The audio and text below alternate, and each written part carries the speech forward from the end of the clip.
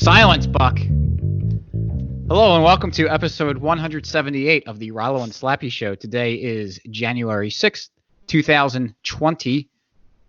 I am Rollo McFlugel, and with me is Slappy Jones 2.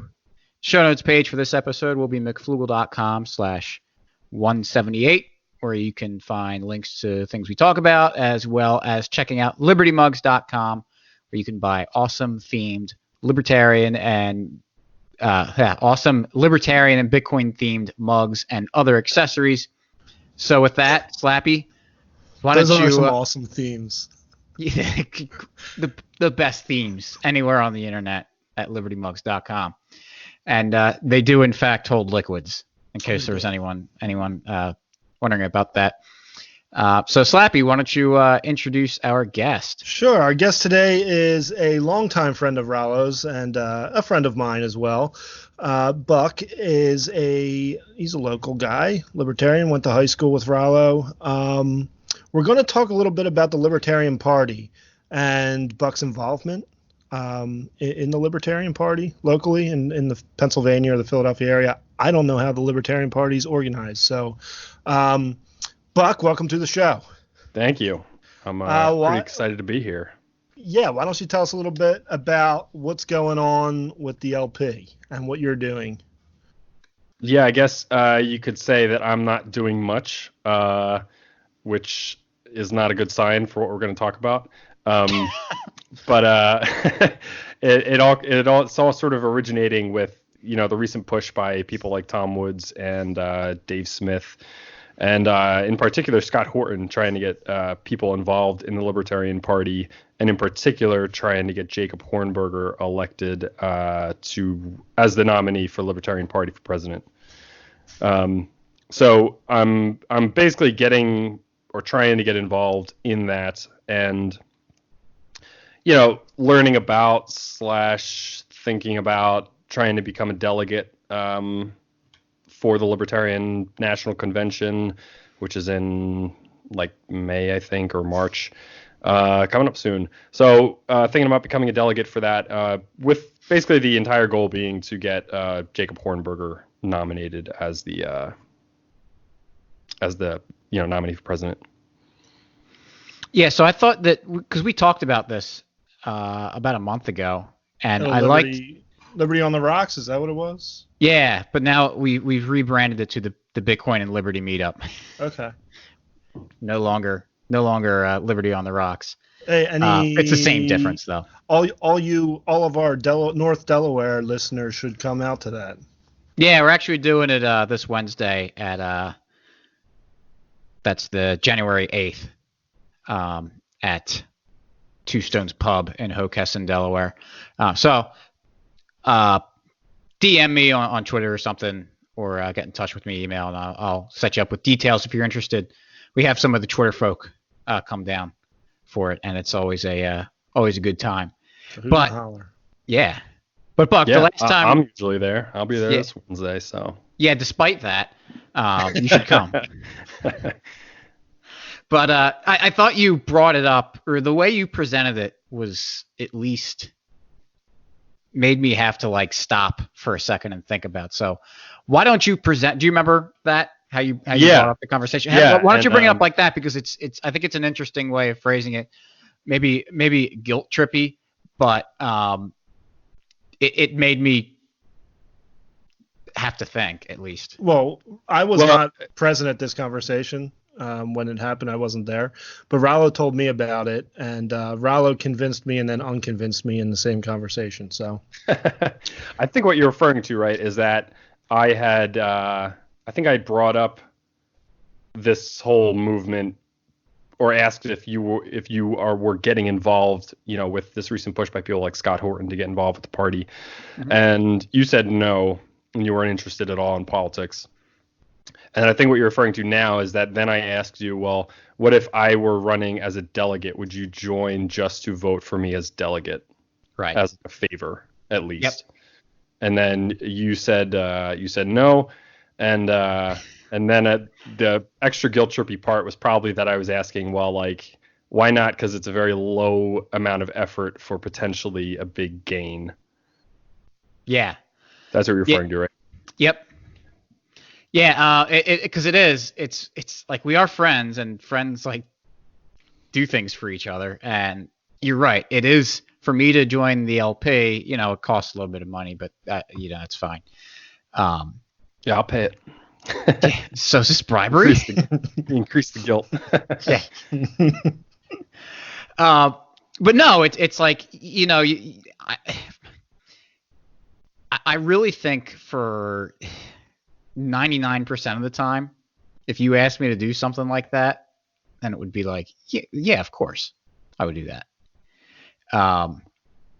But let me just say this. Let me preface it with this. In episodes past, we had Todd Hagopian on when he was still running for the chair of the LP, and we've talked about this stuff before. And I've always been kind of I've made it clear that I have no interest in politics or the LP anymore. I think I have better time I could use my time better for other things.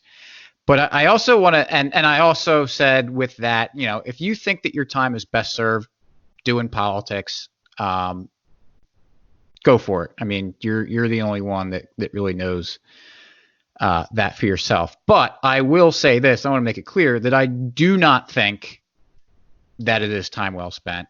I wish I hope it works. I hope I'm wrong that they gain things, but I do not think it is that great of a use of time, at least on like the national scale. I do think that people doing things locally might tend to have a little bit better luck, and I think you've got a much better chance of actually making some change. I understand the strategy of what these guys are doing by trying to have a voice up there. I'm sure we'll get into these reasons, but I also want to make it clear that I'm not being totally agnostic when I say that, it's just not for me. I think that people, if people were to ask my opinion about whether or not I think doing the LP stuff is a good idea, I do not think it is a good idea. Right, and I felt like the reason that I came on the show today was basically to talk about that problem. Is it a good idea to get involved or not? Yeah. And what exactly is the goal? And to be honest, there's a part of me that kind of hopes you convince me that I'm wrong, because I really don't want to be involved in this at all. I feel obligated to, like it's my duty and responsibility, and I have no interest in doing it at all. It's more like I feel like I have to, for the betterment of humanity, do it. And if you can convince me that it's not time well spent, well then that's something that I don't have to do. So I feel like that's really the crux of it. And I'll save you $25 if you haven't done it already. I already paid the $25. Well, maybe you can get a refund. But what I wanted to say with all that was because for the most part, because you're right, for me to spend $25 and vote for you as a delegate is really not that big of a deal, not that much time for me to or effort to put into it. But my issue with not doing that is because I've been very vocal about I've got no interest in politics. I don't want to do anything with the LP. And then to kind of like on the side and quietly like, yeah, I joined and was a delegate for my friend. I can't do that. Like I feel like it would be a hypocrisy. Now I don't mind like if I change my mind and said, hey, you know what? I decide that I do want to do this, then that's different. But I wouldn't but as it stands now, I wouldn't have changed my mind. I would just be doing it to help a friend. But I don't feel like I would have any legs to stand on to be like, look, I'm a honest, straight up guy. Yeah, I get that. Like, but do you think for everybody listening, I think Rollo and I are like two of the most similar people in terms of politics ever. We right around the same time kind of discovered libertarianism. Right around the same time, Rollo was a few months ahead of me. Discovered ANCAPism, became ANCAPs. We've like followed a very similar journey. I'm often lagging behind Rollo by a little bit. I almost said McFlugel. Like I'm kind of now getting Bitcoin maximalism and getting more involved in Bitcoin too. We're very similar. And then this is like finally an area where we're diverging to some extent. And I forgot where I was going with this, and Slappy had something he was going to say. So I was just going to say, because I really have no interest in the LP at all. I don't know who. The only reason I know Jacob Hornberger is running is because I really like Scott Horton and, Mance Raider, Pete Quinones and Tom Woods and Dave Smith, and they've all talked about Jacob Hornberger running. I don't know who he's running against. Is Adam Kokesh still running? As far as I know, yeah. Like I don't know what other names are in it. Lincoln Caffey just threw his hat in today. Oh, good. Yeah. So I don't even know if that's his last name. Chafee or something like that. Yeah, he was a Democrat, wasn't he? I think he was everything. Okay. I don't know what his deal is, but I don't follow it, and I never got involved. I looked at the local LP when I first moved up here, and it wasn't real appealing to me. But one thing I want to say is whether it's a waste of time or not, I mean, politics. I agree with Rollo in that, I don't think you'll put a lot of time and money in for very little result. But what about Ron Paul and the Ron Paul moment in 2008? That's a big argument that I have. And that was a long time ago now. I mean, there's guys who are 22, 23, 20, like the age when I was learning this stuff who don't have a Ron Paul. There's no one like that. And if Jacob Hornberger could be that for them, that could be big. Ron Paul didn't win the nomination, didn't win the presidency, but he certainly got a lot of people thinking, got a lot of people talking. And I did not come to libertarianism through Ron Paul, but I came kind of parallel to it. I randomly bought a book, Henry Hazlitt's Economics in One Lesson. And it's possible that the reason that book was on the shelf at wherever I went, Barnes & Noble, is because of the Ron Paul moment. I don't know. I don't know why I don't know if they always have that in stock, but it was it was in 2008 when I bought it. And so had I not got that book, would I ever have gotten here?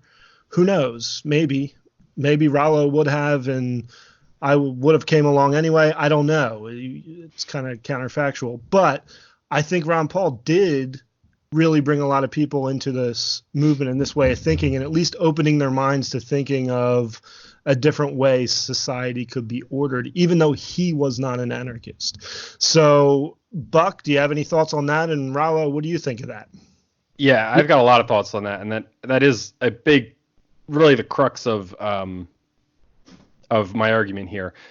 But I want to, before even getting into that, I want to take a slight step back because of at least one way that you're both wording a portion of this. The phrase "getting involved in politics" kind of doesn't sit well with me. Because what I'm doing, as I see it, is not getting involved in politics.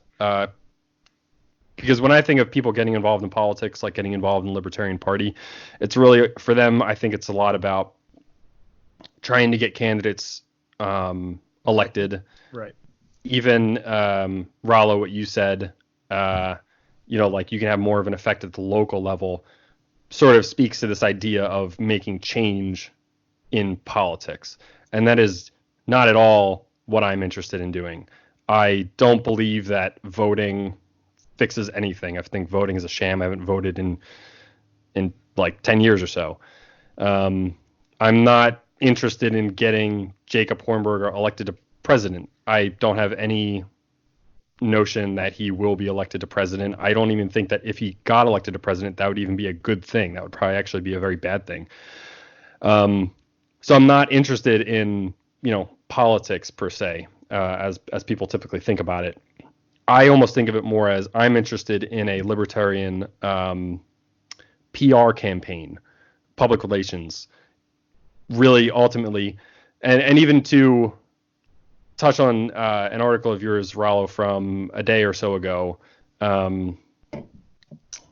am oh crap, what did you say in that article? Getting lost in my own trains of thoughts. The Bitcoin one. Well, that's all. Yeah, it was the Bitcoin one. Yeah, I read that yesterday, and the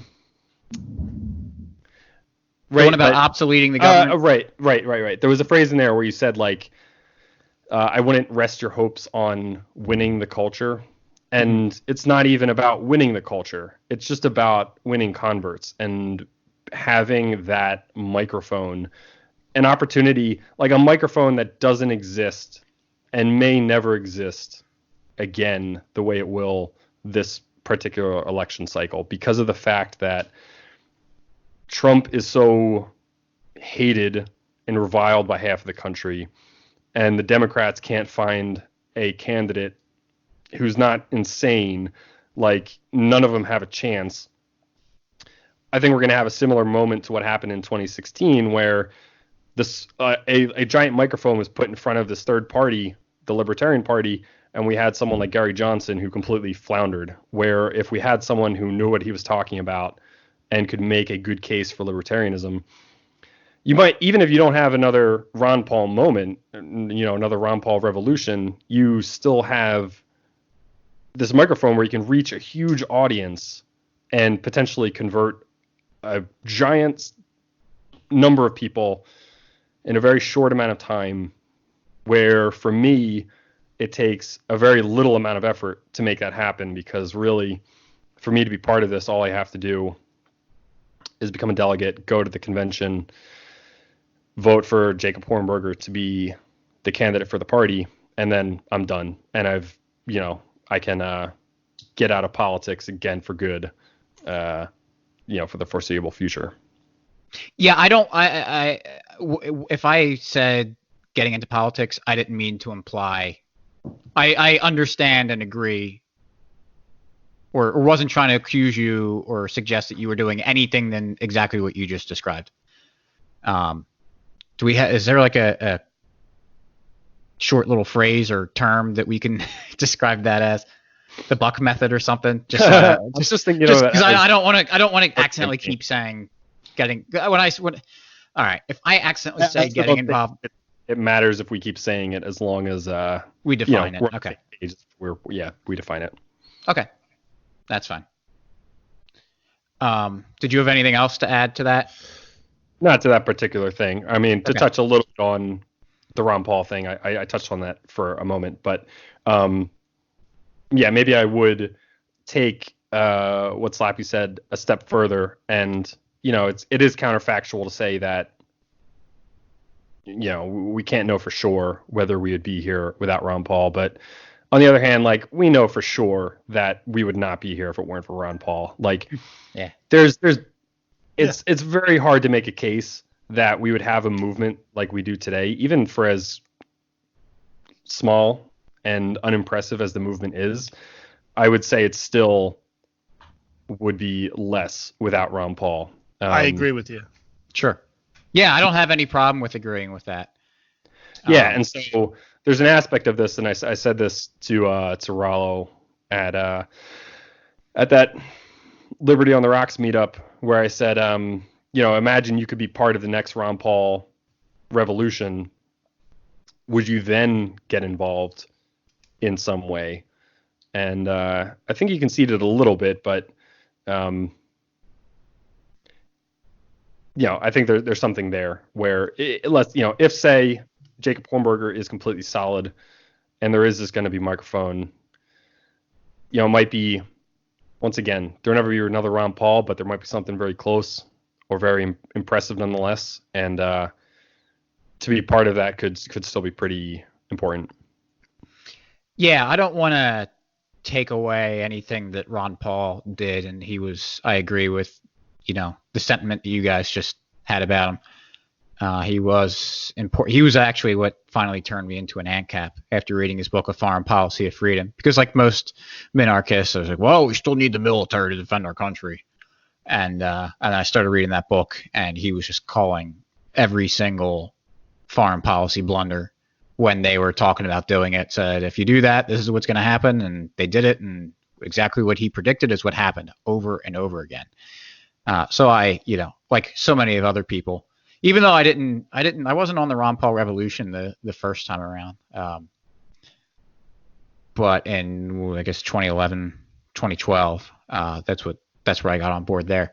But are you guys familiar with the term cargo cults? We use the phrase all the time in software development. Oh, nice.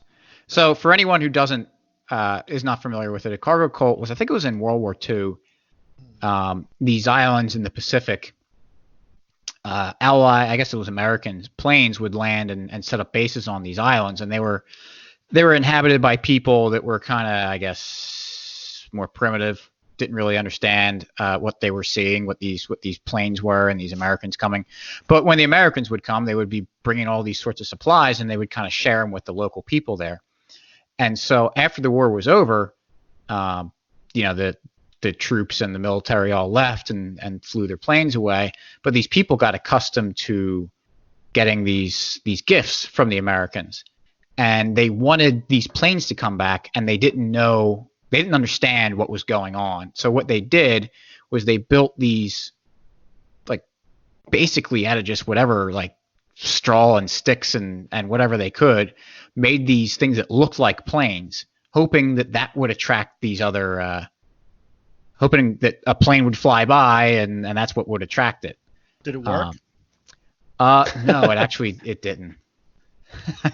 And I'm worried that that's what's happening with Ron Paul and Jacob Hornberger, because Ron Paul is just like, I don't know if there's been anyone like him and ever will be anyone like him. And to make the argument that, like, well, we could have another, like, maybe not Ron Paul exactly, but someone like really close to, or somewhat close to him that'll rally a lot of people around.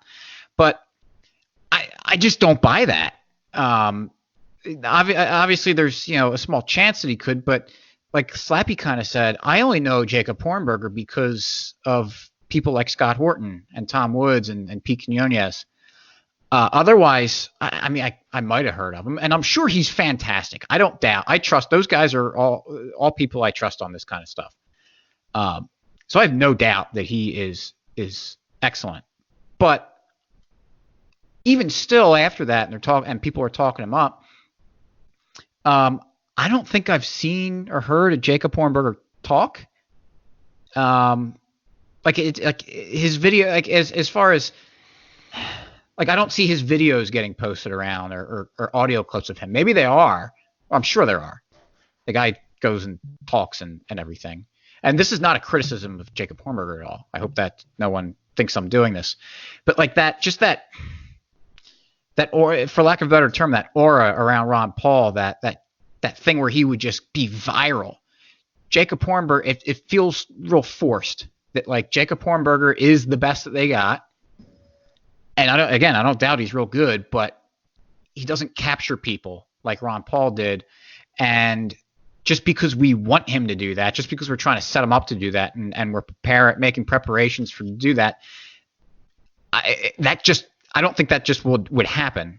I think there's just like things that are missing there that just was Ron Paul, that I don't know if it's just the environment of the world, like whatever it is, I'm just not seeing it there. I mean, I agree that I don't think there will be another Ron Paul. He was unbelievable. You can still play his clips. You can play his clips to your parents, to anyone. He's great. But what about the idea that there's really not that many members of the LP? And does the Libertarian Party get a place on the stage because of how many votes what's his name got last time? Gary Johnson. Yeah, like, will they be invited to the debates? Or is it still like, we're going to run a Libertarian candidate and no one's going to know he exists? Because if he gets on the stage with Donald Trump and Elizabeth Warren or whoever wins, and there's a Libertarian candidate there, and it's Jacob Hornberger, now he's got a chance to reach people. It might not. It won't be the same as the Ron Paul revolution. There's no way. But if he's on national TV with the other presidential candidates and gets to give his opinion, that's a big audience. Yeah, that's a good question, and I don't actually know the answer, and you're starting to get into areas where it is basically the most unknown portion of things. Like if I were sure that Jacob Hornberger were gonna flop and just be unimpressive in debates, or even didn't have access to the debates, was just not going to be included, it would probably throw a wrench in my whole plan. So that's an area where I have to do research of my own. There's another aspect of this, though, that yes, we'll never have another Ron Paul, but at the same time, we probably wouldn't really know who he is if he hadn't run for president. As impressive as he is, that presidential election specifically is what got him to where he was. And, even though the thing that I remember most about Ron Paul is his what if speech that he gave to Congress. I think somebody took the speech and put it to some dramatic music. Do you remember what I'm talking about? It was his speech where he said, what if, China came to the U.S. and occupied us, and like there were curfews. I don't remember the whole speech, but that's what it was. It was basically saying doing what the U.S. is doing to other countries. Right. And what if, someone did that to us? I think he said China. And I just remember being so inspired by that, even though it wasn't, it wasn't like something he said in a debate or something. But, we wouldn't know who he was except for the presidential election. And I think that the bigger thing with Ron Paul, aside from just being awesome, was just that he told the truth. And I think that's ultimately what it came down to, was he had a microphone and he told the truth. And as long as you're not, a complete idiot, telling the truth is what's really going to win people over and get them inspired. But yeah, the one wrench in all that would be if he's not even going to be in the debates or something, which I don't actually know the answer to that. I don't know either if he would. Yeah, I mean, go ahead, Slappy. No, I have no idea the answer. So this isn't going to move the conversation anywhere. But I thought that was part of the LP's excitement over Gary Johnson, was that if he gets a certain number of votes, they get in on the debates or something. Or maybe it's get on the ballot. I don't know what it was, but there was. Yeah, there's like ballot access. Yeah. I don't know the details on that, other than that the party has it for now. Yeah, I think it also had something to do with getting some like campaign funding. Oh, that could be it. I think. I would say that even though, basically my knowledge of things starts to trail off a little bit at this point, and that's where just my trust in people like Scott Horton and Tom Woods and Dave Smith is starting to, it's a, appeal to authority sort of thing. But if they tell me this candidate is good, I'll do what Scott Horton tells me to do. Yeah, I mean, I don't. That's fine. I think that's as good a reason as any other. Yeah. I mean, we can't have all the knowledge. I should have just started this with Scott Horton said to do it. So yeah, go ahead and tell us Scott Horton's wrong. Go ahead. Yeah. No, but I mean, I think it's perfectly fine. Just as an aside, I think it's perfectly fine to have people that you trust. That like, you know what? I don't know everything about this thing, but I trust this person, and so yeah, I'll believe them. I think from there, you're basically touching on the risk of getting involved in this, and it's a risk of wasting time. It's the risk of doing something that you were staunchly against for years, and then it not working out, and you, I don't know, at worst, you just feel like you wasted time, or no, at best you just feel like you wasted time. At worst, maybe people use it against you and don't take you seriously or something. But I ever did. But then for me, it just comes down to thinking about time invested versus what the outcome could be. Because as a delegate for the Libertarian National Convention, there's only, I don't actually know how many there are, but they're a very small number. The party itself is very small. So as an individual, you actually can have an impact on what happens in the cycle. And even to become a delegate, I expect to spend, my total time invested, I expect to be on the order of, let's say, like 10 to 20 hours. I was actually going to add, that was one of the questions I wanted to ask you. Yeah, so I had no idea what that number was. I started off this episode saying I have not been involved, and so I'm, already doing a bad job. I had meant to go to Delaware County Libertarian Party meeting in December, and I had almost no excuses for not going. The meeting itself took place about 4 blocks from my house. My biggest, if it was 2 blocks, you would have been there. Yeah, my excuse was that I had forgotten it was happening, and I had pajamas on, and I saw the calendar and I was like, well, I gotta change back into real clothes. I don't know. So that was my excuse, and I guess my other excuse was that it's Christmas and I don't feel like doing anything. I was off of work and such. So I'm already being bad at what I'm claiming we should all be doing. But in January, in the coming months, I'm planning to go and start to get familiarized with the process a little bit more and get people to know me to where they might feel comfortable voting for me as a delegate. And at least with my current perception of how that goes, it's going to mean about an hour once a month for the next 2 or 3 months.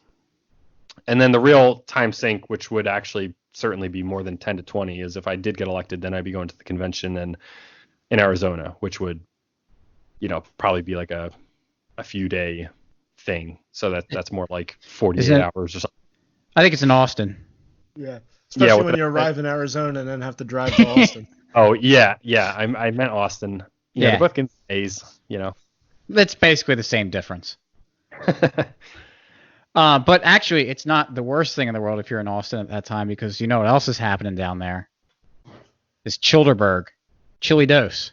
And I will be in Austin, Texas during the time of the Libertarian Party National Convention, but I will be at Chili Dose. Well, how about that? Then I'm not even spending all of my time on the convention. I could go to that too. Yeah, so I just knocked off a good chunk of your hours. So you can invest even less time doing it. Perfect. I'm helping you out here, Buck. I guess my question would be, like, all this said, let's say we're not focusing on me trying to be a delegate, and we're focusing on other people, you and listeners who maybe were asked to vote as for a delegate or something like that. In that case, the total time commitment might be an hour, because presumably you go somewhere to vote for your delegate and then you're done, and like that's your entire involvement. And do you know how that works, by the way? Sorry to cut you off, but how do I have to go to the Pennsylvania convention? Yeah, see, once again, I don't actually know what I'm talking about, so. Gotcha. Could be more than an hour. Never stopped us. Yep, that's how I got by in life. Just spout off crap until somebody calls you out. The key is you just have to have confidence while you're doing it. That's what I learned from most libertarians who just spout off nonsense on the website. And as long as there isn't someone asking questions, you're good. Yeah. Yep. So thanks, Slappy, for asking. That's what. Way to go. Until then, I'll pay you the $5 when we're done here, Slappy. Yeah. So I actually have the same answer I give to this for anyone who asks me about whether I'm voting or who I'm supporting for any election, is that I think that if someone were to ask me, you got the presidential election coming up, and they said, oh, who do you like? Who do you got? I think it is much more impactful if I say, actually, I'm not really interested in any of the candidates. I don't think that this is a good way to solve our problems, as opposed to say, yeah, I like that Jacob Hornberger guy. And they go, never heard of him. And I think that kind of ends the conversation. Whereas if I say something that they're not expecting to hear, not that they would be expecting to hear Jacob Hornberger, but they're expecting to hear a name, and it would be more impactful. Maybe it actually would be a little bit more impactful than saying Donald Trump or whoever, Joe Biden, Elizabeth Warren, whoever the Democrats decide to pick. I'll say, oh, I never heard of him. And he say, yeah, he's the Libertarian Party candidate and they'll go, oh, okay, those people. Nick Sarwark guy. Yeah, yeah. But no one knows. No one knows who Nick Sarwark is. Yeah. But I think it's better for me or I would have a better impact on someone to say, hey, you know what? I'm not interested in this because I don't like any of these guys, and I want to figure out ways to figure out these problems without having to use these people, and we see what happens when we get all these political stuff going on. We're all at each other's throats, and it's just not really a great way to live. I think that has a little bit more of an impact than it does by just saying, oh yeah, this guy that you've never heard of, and we'll say, oh okay. Oh, yeah, I'll go look them up and never do anything again. Not that they're going to go look up voluntarism after I'm done. Anyway, I was going to say most of them probably roll their eyes anyway and say, "Well, he's crazy, and that's one less guy I have to worry about voting against my candidate." Right. I'm going to give a snarky answer to what you just said, which is that's a great answer to a question I didn't ask. You gave an answer to if we were talking about voting for the president. Because if somebody asks me who I'm voting for president, I'd give the same answer. I'm not going to be voting for president. I'm going to be staying at home and using my time wisely. The question was voting for someone like me to be a delegate to get Jacob Hornberger to be elected. Where you're not going to be asked who you're voting for. It's just a vote where there might be, let's say like on the order of 10 to 100 people voting, and your vote actually could be the difference getting me elected as a delegate. I don't know if this is true. It's an assumption that this is true, but assuming it is, and you gracious hosts are going to be the difference between me being a delegate and not. And that it could have the effect of maybe I'm actually making an impact on getting Hornberger to be the nominee. All with the goal of him getting a microphone. It's a giant PR campaign. We don't actually once I get him to be the nominee, I'm done. I'm not voting for president. My involvement is over. I'm not even going to go to meetings anymore. I don't care who becomes the Libertarian chair. So it's all over and said and done with. So. How about that's the scenario? And yeah, I can answer that. Sure. I don't think it's going to work. I don't think that again, this is me making a speculation, but I don't think that the LP candidate is going to have that big of an impact on much. If you had to give it a percentage chance that it would have this impact. What impact? Like what are like how do we judge this metric? Is it like, and I know you're not going to like this metric, but is it more people registering as under the Libertarian Party? Because I don't know how we would measure. Oh, I'm getting a buzz. That might be me. I don't know how we're really going to measure a metric like, oh, we've changed X amount of hearts and minds. I don't know how. We're not going to have a metric. Ultimately, what I'm getting at is, you don't think it's going to work. I would say, I'm skeptical. I don't know much about Jacob Hornberger, as I've admitted. I even don't really want to do all this. But what I'm getting at is, let's say you felt 80% sure this was going to be a giant waste of time. Maybe that's actually about the number. I was going to say 80 to 90%. So, say it's 80%, say 90, another 10% that it has a moderate result. And then another 5 to 10% that it has a pretty big impact. Mm-hmm. And by big impact, we mean it doesn't even mean we're having a Ron Paul revolution. It just means he wins over a lot of people. We have a lot more people who can spend their time working on Bitcoin, working on new software in the Bitcoin world, who learn more about Rothbard and Mises, even if that number is, let's say like 10 to 20,000. So maybe that's the metric. We went over 10 to 20,000 people who are solid ANCAPs, who wouldn't have been otherwise. So that's the metric. What could you do this year that would be the least amount of time spent that would have an impact on winning over those 10 to 20,000 people? I would argue that the single thing you could do that would be the least amount of time involved to the biggest impact would be, or could be, I still have to figure out some of the details for myself, but very well could be voting for me as a delegate. Be the least time involved to the highest number of converts as an output. Well, I'm going to fight your kind of hypothetical. I don't think that we're going to get like those numbers. I just don't think that we're going to like convert people. That a lot of the people we get on board, I don't think they're going to like be, and I think you're going to just bring on a bunch of milquetoast people. Yeah, but I would say that the number of milquetoast people would be more like 100 to 500,000, and that's where the 10 to 20,000 of true ANCAPs comes from. It's like a much smaller percentage, is what I had. Who did we have on? Was it Jared from Biting the Bullet who said Gary Johnson kind of got him into this? I don't remember. I don't know.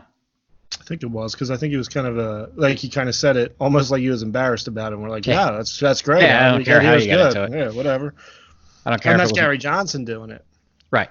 My thing is, I agree that like for the the chances of it happening with the effort, although I don't think that my vote is really going to have that much of a difference for the delegate thing. I don't think like if I do it or not will have much of an impact, but I think the bigger importance for me is to be able to keep. I think for me as an individual, I will have a better impact on the world if I stick with the message that I have, that it doesn't matter who's in there. Again, I'm not saying that you're trying to get Jacob Hornberger elected, but so let me actually scratch that, because I don't want to kind of imbue that upon you. That using politics at all is a good way of going about this stuff. I think it's better if my message stays the same, that we just reject politics, we reject all this stuff. We can figure out these problems without needing this. And just like that article, if you go on the website, it is called "Dear Libertarians, Bitcoin Fixes This." That it's not about changing hearts and minds so much. It's about building tools to make people choose market solutions and reject state solutions. So I think that my time is better well spent and will have a better impact on more people by keeping that kind of message pure and working on trying to onboard people onto Bitcoin. Really, that's really, I was thinking about this today, that I do think the best thing to do to achieve liberty is to focus on Bitcoin, because that is the thing that strikes at the root cause. That is what strikes at the ability for government to hold power, because it makes the Fed obsolete. It ends government seigniorage with the money supply. And so obviously not everything I do is explicitly about Bitcoin, but you can't just walk up to someone and say, Bitcoin's great. This is why it's so much better than everything else. You should buy Bitcoin, support Bitcoin. You need to kind of like spread it out. So there's kind of like this, it's like almost like a sales funnel, that you need to like take a step back and kind of talk about some of the things that aren't directly with Bitcoin, but kind of the prerequisites to get someone's appetite whetted for Bitcoin. So even for a lot of people, even though I won't be only talking directly about Bitcoin, because some people I can't do that. Some people I got to start with picking their sore spots with the state and trying to explain to them certain ideas and principles of libertarianism as a way to kind of get them into this funnel and kind of start wiggling. I'm making hand movements and body movements to try to explain what I'm trying to do, which I realized as I was doing it isn't very effective in a audio call. But trying to man, what's the word? Slowly try to narrow their focus down to Bitcoin. So that's and that's I my get that's some of your images there, metaphors, speak to me because your listeners won't know that I'm a co-founder of a startup. And so I'm very involved in sales funnels, and to this whole idea of building a startup is very much this process of having an idea and building tools and a product, and then trying to spread them to as many people as you possibly can and really win money. And there are a million different ways you can win money. You can have a strategy of mass market where you build something that's cheap, but you have a mass market and you make small margins on, you sell it to a million people. There are other ones, like when you're selling to other businesses, you're not typically doing something as mass market. You're often doing fewer deals and trying to get more money for each one. Even when you're in those sorts of situations, though, a lot of times your sales and marketing team is going to spend a ton of time on there are a ton of different ways of advertising your product. You might put ads on Google or ads on LinkedIn or something. You might have a referral program. That's another way to get leads. All these different ways of reaching potential customers and selling to them. You're going to have some channels that have a higher percentage of people that convert that you can actually sell to. So referrals are going to be one where if you go to referral, you're probably going to be much more likely to be able to sell them in the end of things. Your kind of like blasted advertisements, like the things you put out on Google and LinkedIn, are going to have a much lower percentage.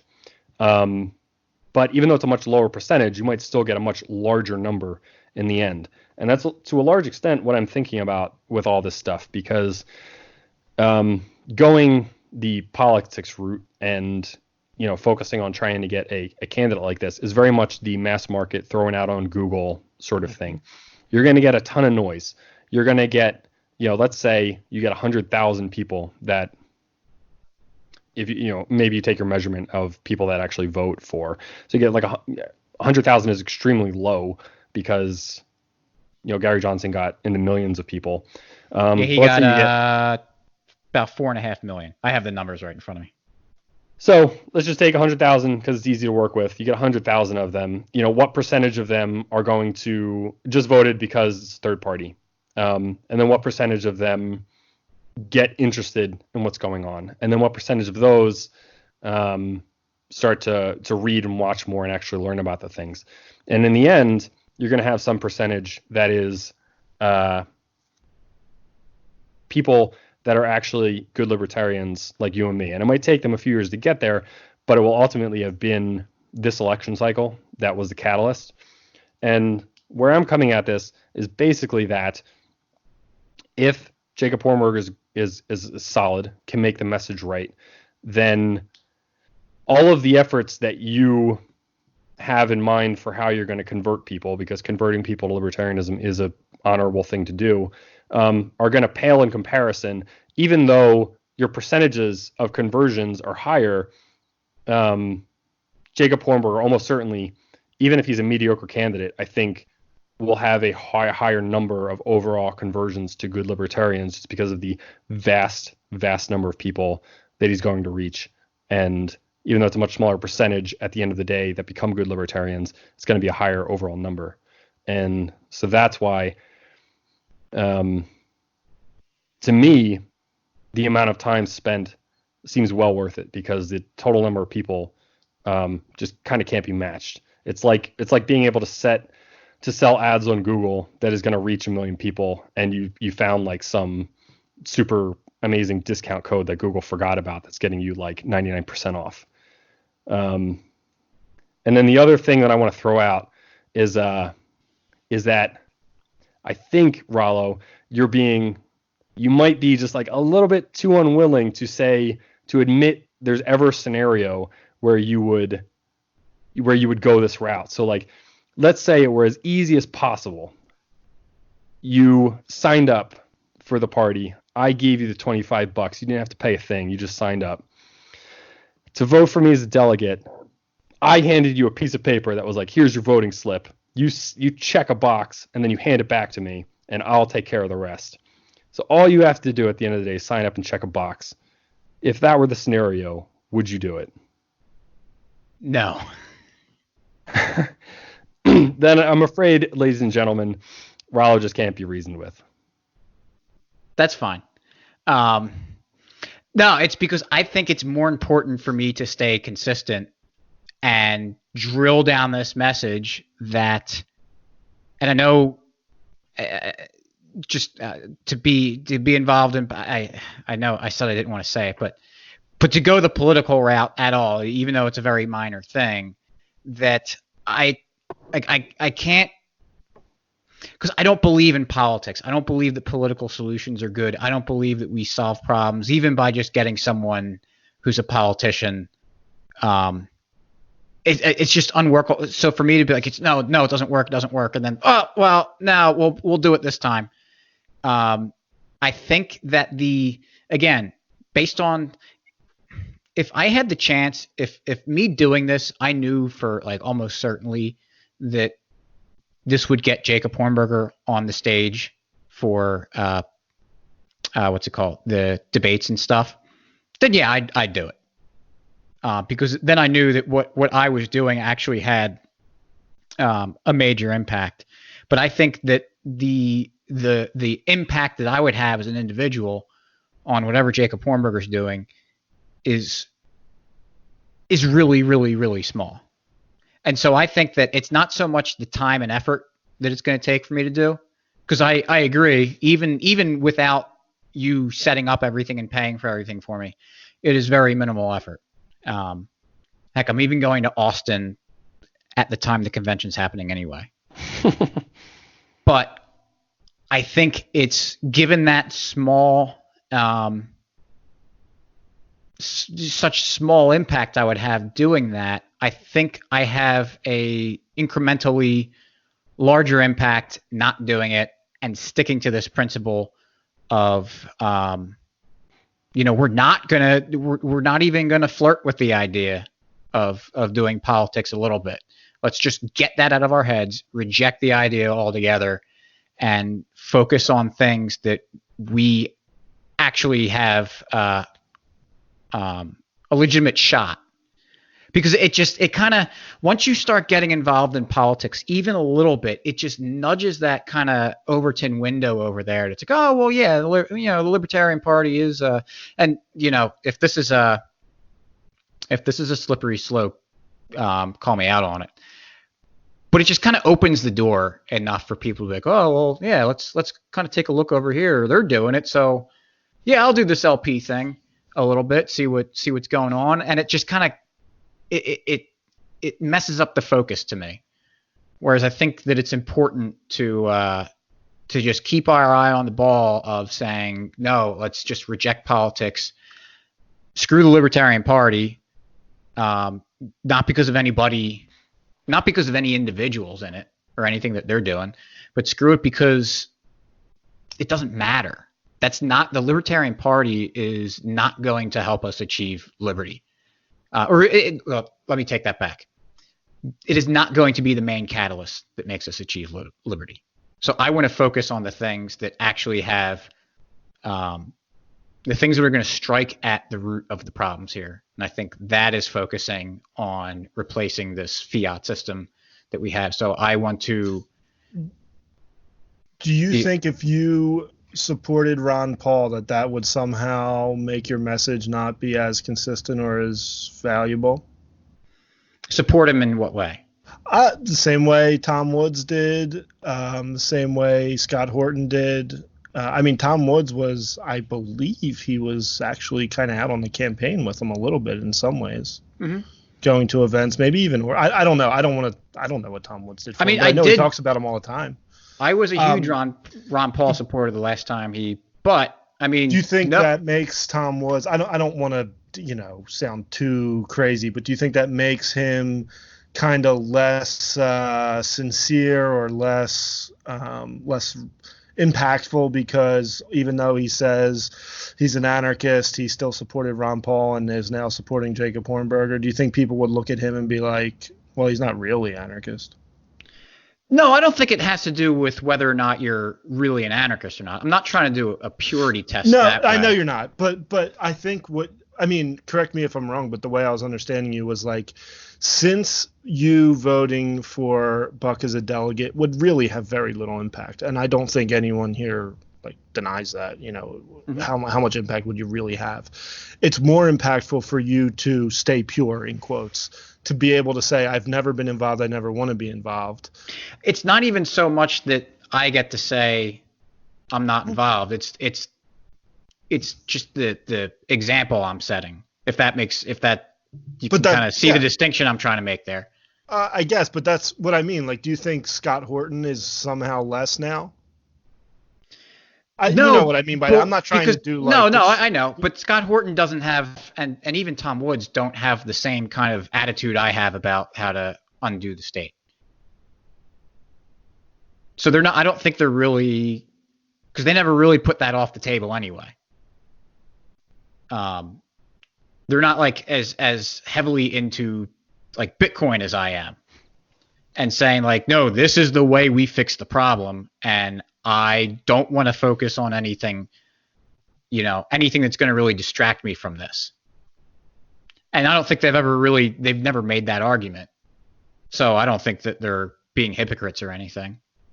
Well, so I actually have, I think, the identical view as you of how we defeat the state, which is through Bitcoin. So do I. So do you think that I'm being hypocritical by going this route? No, I mean, I think you genuinely believe what you're doing. Yeah, I mean, what if, another way of wording... I think you're wrong. What if another way you're being a hypocrite?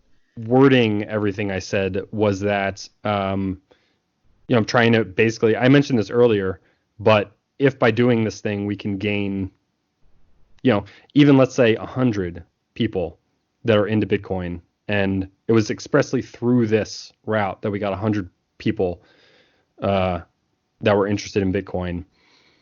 And, maybe 100 was bad. What I meant to say was 100 software developers, let's say, that were into Bitcoin. And now you have 100 people that might want to work on Bitcoin and improve the software, build new tools and stuff. 100 software engineers can do a crazy number of things. As I'm sure you know by just the amount that you might have looked into to some of the Bitcoin software projects. Mm-hmm. Your recent guest, JW and his son. JW and his son, yeah. Two people making a new project that could advance Bitcoin forward. I'm not doing any of this through some. To me, it's all about numbers, right? It's all about what does the math add up to? Do my actions just result, or do they result in a much more quick path to getting more good libertarians, more people to work on Bitcoin, more people that are like us and are going to fight for the things we fight for? It's not about getting involved in politics. It's all just using a tool that's available to me. Not really, because I don't think that libertarianism is really a prerequisite for being, interested in Bitcoin. I'd say it is, Yeah, so right, and so I don't know that. I would say it certainly helps, though. Maybe, I mean, because with the increase in my writing and tweeting and stuff about Bitcoin. There are many libertarians that immediately roll their eyes at it. I mean, the spectrum of people on of libertarians, of how they deal or treat or think about Bitcoin, is just absolutely all over the place. But they think about Bitcoin. And if you go to a Republican hangout or a Democrat meetup, they're not talking about Bitcoin. I don't think the libertarians that don't like Bitcoin are talking about that either. They're doing the same thing that the Republicans might. Yeah. And just when you bring it up, they'll say, "Oh, that's stupid." But I mean, I think libertarians talk about it. Normies talk about it now too. Maybe. I mean, they're at least aware of it. Everyone's aware of it. Right. And I don't know that a libertarian, just because other libertarians kind of talk about Bitcoin, when their reaction is, well, as soon as the government wants to shut it down, it's over. They're not any more valuable to Bitcoin than the normally Republican. Right, but so where I kind of agree with Buck is when you get someone in this world and they hear these ideas and you hear it could defeat the state, yeah, sure, there might be a high percentage of people who roll their eyes and say government will just shut it down. But there might be 5%, 10% of those people who get it. And they wouldn't get it by, I don't know, any other means. And that's fine. I don't doubt. I'm not arguing that this strategy won't have those effects. I'm saying that I think my time is more valuable spent being the landing point for people that are interested in Bitcoin than me trying to do anything associated with the Libertarian Party. Right, but really, I'm making more of the argument that I prefer the division of labor on something like this. That you do you. I hope it works, and if it does, I'm going to be here chugging away on this, and so that when they make the transition, they say, "Oh, well, as they're getting it, they say, "Oh, well, these other people just never got involved with the politics, and they're kind of chugging along doing this. Let me look at that." I will gladly take the handoff from you by bringing these people in. Yeah, but I don't like. But at one point, Buck brought up an example, like if I brought a piece of paper and you just had to sign your name on it, and he did the rest. The opportunity cost is 2 seconds and a little bit of ink out of your pen. So you don't have to give up doing what you're doing. But I have to give up how I message my stuff. Like I have to transition. I would be a liar if I continued to say, well, no, let's not use politics at all or any of this stuff. Which I value that more than putting a check mark on a ballot. And you value that more than your friendship with Buck, apparently. Yeah, because it's over. Obviously. This is it. Best friends with Slappy now. Yeah, as if it were really real anyway. Well, I mean, I can't be friends with a dirty statist, so. Yeah, that's right. Where's the sound effect? Oh, say that you want to be a delegate. I think I should be a delegate, guys. Statist. We have a new sound effect for the Raw and Slappy show. It is the microphone stand spring gong. The gong of statist. Yes. Whenever someone says something statist, the gong rings. Now, I don't expect you to agree with me, but do you at least get the point I'm trying to make? Does that at least kind of make sense? I would say vaguely. I think there is a realm in there in which it can make sense. But I think it feels to me like you're shifting the goalposts a little bit, because I think you have an emotional reaction, and I can say this because I've known Rollo for a very long time. So I think you're having a little bit of an emotional reaction to just saying that you would do this under the right scenarios. Where like even in the scenario of, very high likelihood that it's going to, let's say a very high likelihood of it's going to convert 100 new Bitcoin developers, and all you have to do is check a box, that you're kind of resistant to that. And I don't think it has to do with, I suspect that the reason goes a little bit more to pride in years of saying, which I get because I was there. I mean, I still am there, pride in years of saying like I don't vote, I'm not interested in politics, I don't do that. Like I remember I had a argument with my mother-in-law once when I revealed that I was an anarchist. It did not go well. We were talking about immigration, and she's kind of she's a Republican, and I was arguing for open borders, and she just like couldn't believe it. And at one point she was like, like, I didn't know you were such a liberal or something like that. Or she said like, when did you go to liberal college? And I was just so annoyed that she called me a liberal, and I was like, I'm an anarchist. And wrong answer. They just couldn't believe their ears. They literally did not believe me. They're like, no, you're not.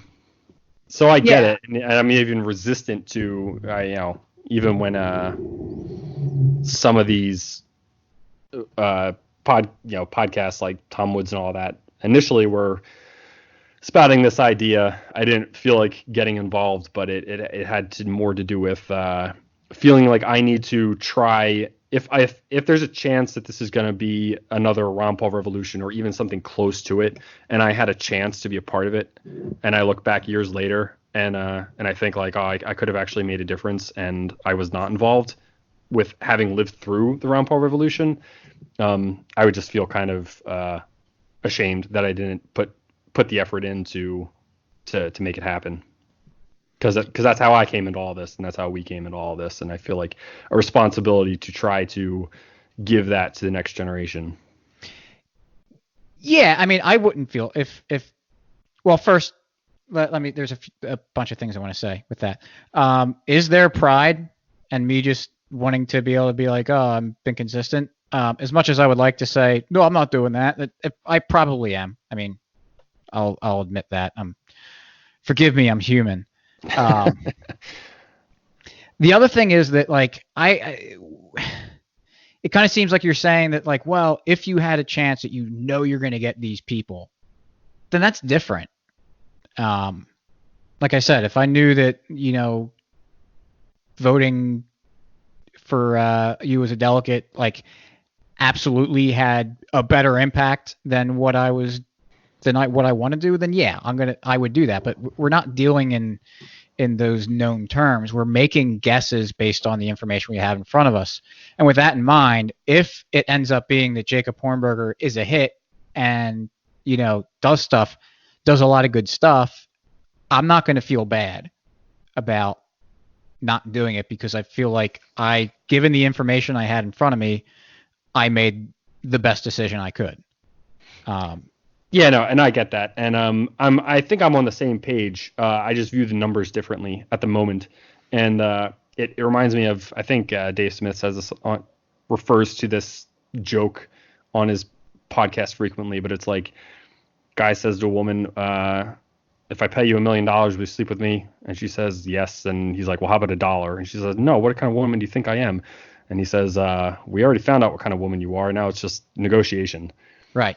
And it's kind of like what I think about with this stuff, where it's like there's obviously going to be some inputs to this equation where I say, okay, my time isn't worth doing this, because for me it's all just a math equation. Like, what's the time in, what's the number of converts out, and going into that is how good is Jacob Hornberger, like how much time do I actually spend on all this. What is the chance I'll actually get elected as a delegate? How many delegates are there, and what's the chance that I influence the result of the whole thing? But if all those add up, it's kind of just a math equation for whether or not it's worth the time, because at the end of the day, it's all about just giving that revolution to other people. And if all the numbers work out, then I have a responsibility to do it. And so that was what I was getting at with my question to you with the checkbox, was really, is there a point at which the numbers line up for you to do something like this as well? And, I guess I misunderstood, or I didn't answer, but yeah, there would be. I just don't see those numbers being what would turn me. Realistically. So I think that's really, and I think it's the thing that I'm going to be evaluating more, especially as the next Delaware County Libertarian meeting comes up and I don't feel like going, I'll try to find excuses not to go. So I'll do some more math. But that's really the question at the root of it is what are the inputs, what are the percentages and the chances and all that, and at the end of the day, does it really add up to a meaningful output? Yeah, and I think there is also something that kind of popped in my head that I want to say about whether it matters to be consistent or not. One thing I kind of worry about, and I'd like your thoughts on this, is that between election cycles, the libertarians, well, mostly ANCAPs, talk about how silly politics are, how stupid the Libertarian Party is, and we don't care about it, and that's not where our problems are.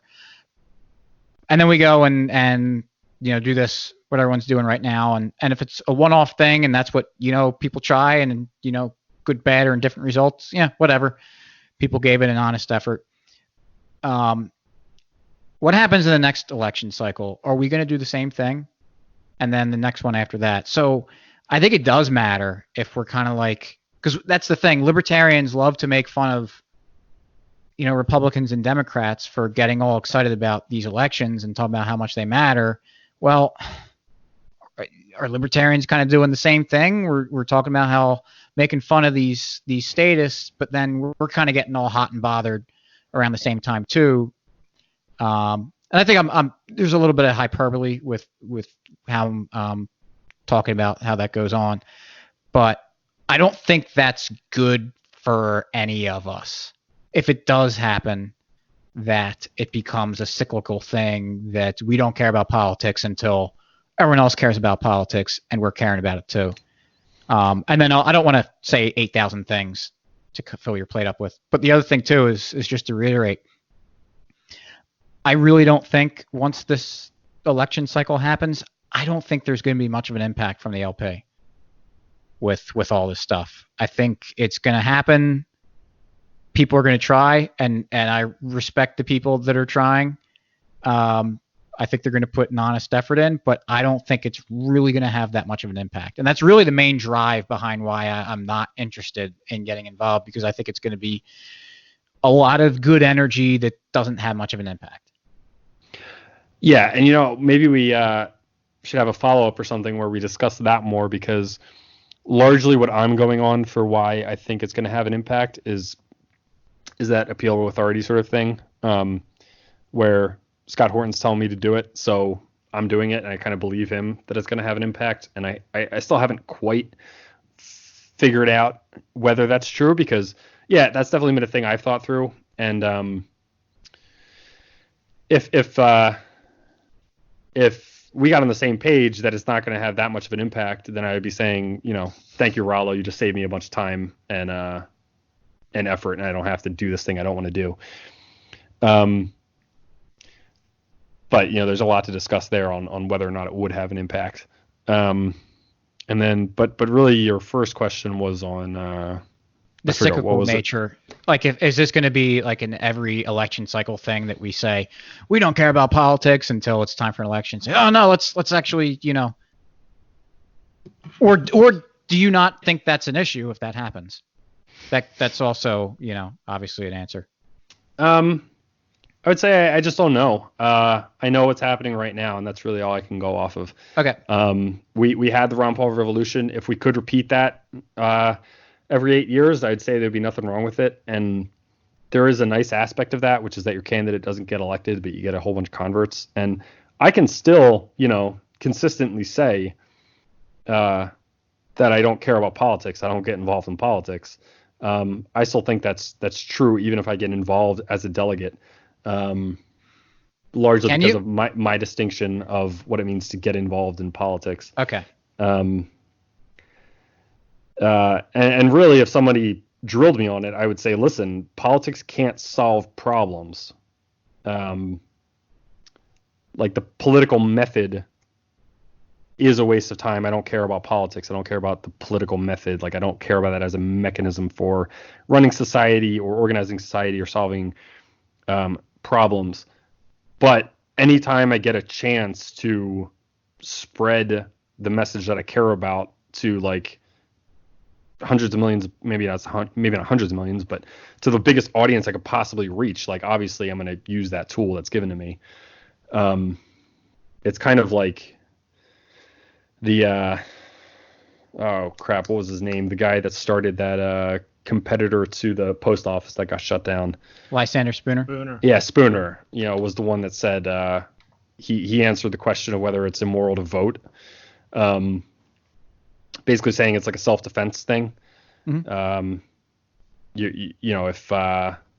If you were, I think his example was like if you were a slave and they allowed you to vote on whether you were going to be beaten 5 times a day or once a day, and you voted for once a day, it's, you're not agreeing to the once a day, but you're just using this tool to get beat fewer times a day.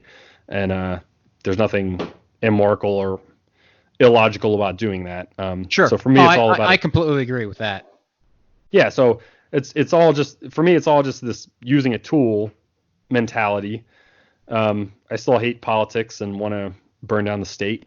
But it basically means that in 4-8 years or something, depending on what the situation is, I just have to reevaluate at that point. And it's probably going to depend on the state of the country, the candidate that's involved, whether or not this one had any effect, as well as a number of things. I mean, most likely the states, Bitcoin will just have taken over by then anyway. So yeah. Who cares? Well, this is one thing I forgot to ask you, but what's Hornberger's policy on tractors? He's pro. He loves tractors. Well, then he's just trying to pander to me. I mean, no. See, he's the most consistent libertarian out there. He's just consistent. He understands that if you want tractors, you have to vote for tractors. Statist. We don't need to vote to have tractors.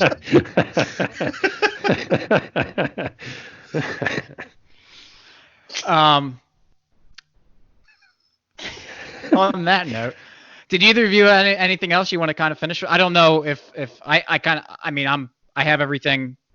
I'm pretty satisfied with the conversation. I will say this, Buck, that was by far the best and most convincing argument I've heard about anything regarding the LP I've come across. Likewise. So. Well, so thank you for that. I'm glad I put that together. And it's not something that I'm just going to put this out there and then kind of forget about. And you're probably going to bug me about it on Wednesday too. Yeah, I don't know. I'll probably bug you to come up with more reasons I shouldn't do this. Cause like I've said before, good. I don't want to. I want to be convinced that this is a waste of time. So maybe we'll just discuss that on Wednesday. Yeah, so it's not something I'm just going to close the book on. I'll think about it, and if I change my mind, I change my mind. I've done it plenty of times in the past, and even since we've had this podcast and this and the website, I've changed my minds on things. I mean, not that long ago, we read the article about how Libertarian wrote this really stupid piece about money, and it was written by me. so yeah, when you're at this point of things, you exactly as you said, I've changed my mind about a million things, and by Wednesday maybe I'll have changed my mind about all this stuff. I don't think any of my arguments that I've said are wrong. Once again, it's all just a numbers game and where all that adds up. So yeah, I think that is what it is. It's how we perceive the likelihood of things happening, and I think that the main difference, or probably the only difference I would say, is that I think that I see a much lower likelihood than you do. Yeah. Well, Buck, while you're learning about this stuff, if you find out that I can sign a piece of paper to vote for you, let me know. I'll send it in for you. Sounds good. Oh yeah, statist. I will be holding tryouts for a new non-statist, more purely libertarian co-host. So if anyone knows any. I'll send Mel a message. This is where I reveal that I faked the whole thing and I just wanted Slappy to be kicked off as co-host. Yeah, so next week join us for the Rollo and Buck show. I had another random thing written down, and I don't know where I was going to fit this in. I just wanted to throw this out there. Just I had cram a moment, it in there now. Yeah, cram it in. I'll stuff it in real quick. I had a moment like a year or two ago when I was talking to my family and about I don't remember what, but one of my brothers, and as Rollo knows, I have a million brothers, was saying, I really like that candidate Bernie Sanders because he's a little bit more libertarian. Well, Buck, look at what you did. Look at what you did by doing this LP thing. Now you've got your own family. Calling Bernie Sanders a libertarian. Yeah. That was the moment for me. Thought, either he's an idiot or the libertarian brand has really just gone down the shitter. Yeah, that's one of my issues with people talking about like why they want to get, because that was really one of the big things why a lot of the libertarians got involved with the Libertarian Party was to get Sarwark out, basically, because they're concerned about the branding, which I understand that argument. Similar to what you were saying. It all fits in line, right? Because I don't care a lick about the chair election because right. Who knows who the chair is? It doesn't matter. It's not going to matter for long-term libertarianism. It's not going to convert people. And that was my thing. It's like people were saying, "Oh, we need to change the branding, so we need to get Sarwark out because libertarian." And I'm like, no one knows. Like they're saying that, we become Sarwark has made the libertarian name just mean like milk toast, like leftist kind of thing. But it's like, I don't know. When I see a lot of people bring up libertarians, they say, "Oh, these people just hate government and want it gone." And I'm like, yeah, right on. If that's what the libertarian brand is to you, then you got it. So I don't know what people, I think whatever the worst thing someone can think in their head about what a libertarian is, that's what they're going to think it is. So I don't know, or just the, I don't know. It's all over the place because it happens on both sides. For people say that, Bernie Sanders is pretty libertarian, and then there's also people being like, well, Trump actually has some libertarian leanings. It's like, okay. So it's just all over the place, everywhere, both sides, up, down, good, bad.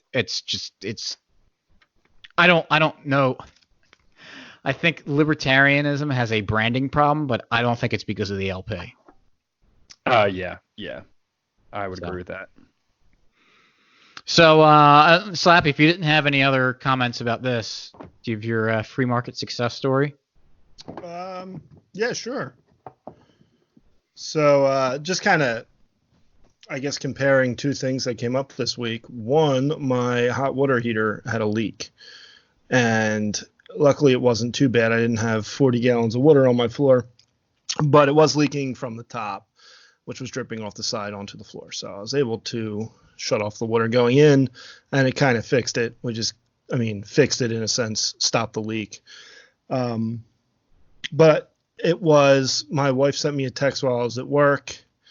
I got home, started messing with that thing, trying to get it to stop leaking, and then called the plumber at about 8 o'clock. And someone answered. Was it Zeke?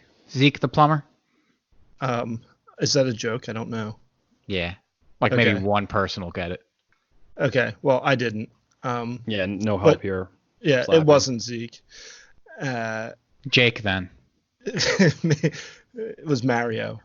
But someone answered the phone, and I said, my hot water heater is leaking. I need to get this fixed. Like, how much is this going to cost me? Because I was trying to weigh, do I go to Home Depot, get one there, either install it with my brother-in-law, or, trying to figure out the best way to get this done in the quickest way. And they gave me a price over the phone and said they can come out in the next morning.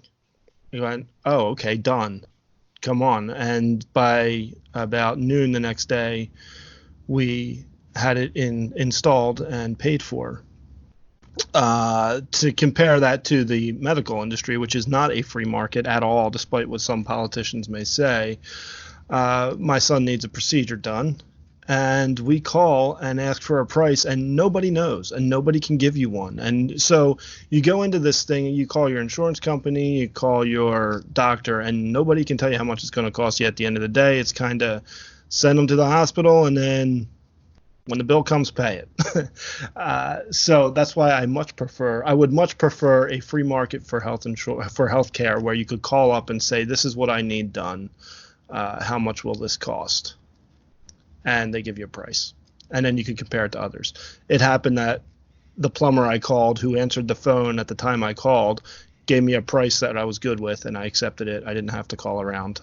Maybe I could have got a better one if I did, but it was kind of an emergency, and got it done for a price I was more than happy with. I didn't balk at it.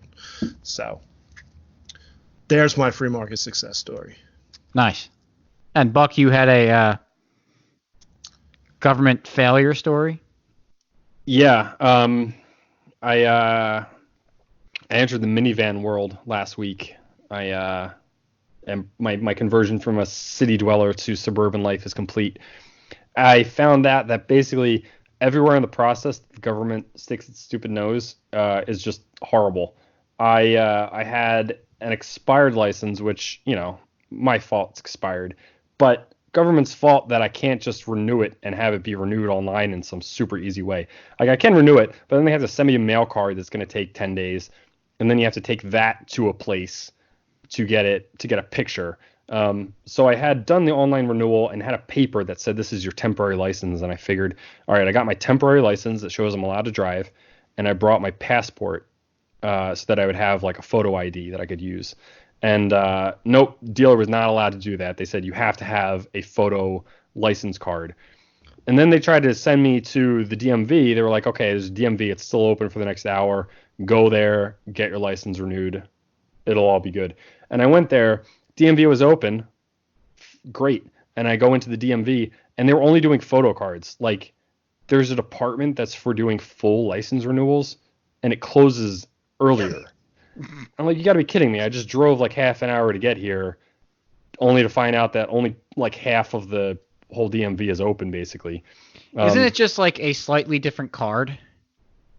Like, they can't just have the same, like... Yeah. You mean like the license itself? Yeah, versus just the photo ID. Oh, yeah. It's probably all the exact same thing, but Sorry, we don't know how to go to this drawer to get these cards out and press this button. It's probably like a jobs thing or like a union thing. Like, you're not allowed to run the photo ID cards if you're on the license team or something. Yeah. That's probably what it is. Man. Yeah. As soon as the government was done, I got the license fixed. All the other purchase stuff was easy peasy. You wouldn't believe, I called USAA to get the loan. I'm a statist because I'm using USAA. They got great rates. Statist. USAA was a delight. It was so much easier to get the loan from them and to deal with them. It was amazing how much easier it was. Nice. Well, now that that's all out of the way, we know that Buck and Slappy are just dirty, stupid statists. Show notes for this episode will be mcflugal.com/178.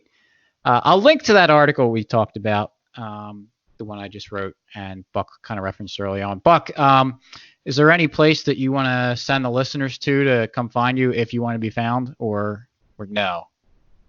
I haven't quite figured out what I want my presence to be yet, so no for now. Okay. Good, you won't be spreading your dirty. Buck is not a very hard name. There's like 3 of us, so it's not like I'm being very anonymous anyway. Right. And yeah, I keep my status propaganda to myself. He can be found in Milwaukee with the rest of them. Okay, yeah, so I feel like I haven't done... Oh, yeah, go check out Liberty Mugs and get some awesome themed mugs of libertarianism and Bitcoin. Much to Buck's chagrin, we will not have LP themed mugs. Can you post that crappy money article that you wrote as well? No. I would love to read it. I'm gonna dig it up and post it. I'll send it to you. All right, great. I'm pretty sure in the beginning I wrote like a preface on it, and like, everything here is wrong. Go listen to this episode. We correct it. Like, I lay asleep at night, like, wondering if there's just like stuff I wrote, because we've been like 7 years, Slappy? 2012. Wow. So it's like, yeah, Yeah, 7. A little over it's gonna 7 be years. 8. It was like August, I think, is when we started. Yeah, it's been a This is while. why I just don't write. Yeah, so I like lay in bed at night being like, there's That's a why- lot of things we used to write back then. That's why What you did I- should what not did I value say? consistency. That's just why you delete anything that's older than a week old. Yeah. Just scrub. Good eraser is a very important. Hey, the free market provided the eraser, so that means anything that the market provides means it's a good thing, right? That's right. Good and moral. Yeah. Exactly. Absolutely. Yeah, unfortunately, there are libertarians that actually think like that a little bit, but that is for another time. But Buck, it was a great episode. You're welcome anytime on. Yeah, if you ever have anything else you want to talk about. Yeah, I could fun. certainly talk about software at some point, but I don't know. That's a super exciting topic to talk about. But yeah, I appreciated being on. Thanks, Slappy and Rollo. Yeah, we should we'll have you on talk about Bitcoin, because you made a that reminds me of something else. We had you made not a challenge, but you threw the gauntlet down. Yeah, I threw the gauntlet that I would know more about Bitcoin than Rollo in like 6 months, because as I've said on this, I'm a software programmer by trade, and so I have the advantage of being able to read the Bitcoin code and contribute to it. I can. Yeah, that's good. No, I want you to, because then I want you to teach me. So I will take advantage of your better knowledge. I will. I'm just gonna get free Bitcoin software lessons from you as well. I'm gonna. I'll be glad to contribute. Yeah, but we should figure out to make some sort of like bet on this LP thing. Make it interesting. All right. I don't know that we'll be able to like figure out terms right now, because it is difficult to try to, have a metric. But well, maybe that'll just motivate me to figure out, the numbers on my side. We can figure out terms on Wednesday. Okay, yeah. I'll offer this as a starting point.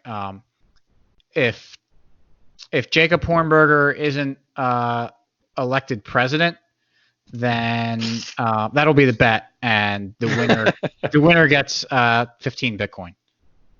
That sounds totally I'm reasonable. the witness. Okay, good. It's settled. Wait, I'm taking the he doesn't get elected position, right? Because I said at the beginning, No. I You're don't actually want him to be elected, so no. that wasn't agreed. I think you just agreed to the other side. Yeah, so great. And Rollo does I have will the just edit button, right? Yeah, I have the edit button. You think that anything? You already told me you don't do any edits on the show. That's how we got you on. You'll never know. I remember making a good point here. I'll piece together you saying like, yeah, Rollo, you're right, after every statement. That's just my entire involvement on the show. I ask you a question that has nothing to do with any. Yeah, Rollo, you're right. So actually, could you just say, it would make it a lot easier for me if I didn't have to go find all those words and put them together. So could you say that for me right now? It would sound better if you just found random words and sentences and put I think it would sound a lot better. I'll throw in the word right just in case I haven't said that yet. Sure, there are all the other words I've said before. Well, yeah, I mean, you might have said right already. You just haven't been right so far. So. Yeah, fair enough. You have the word at least once. Yeah, so okay, that works. So all right, hey, if anyone has any thoughts on this, I'm sure it'll be people are going to be on.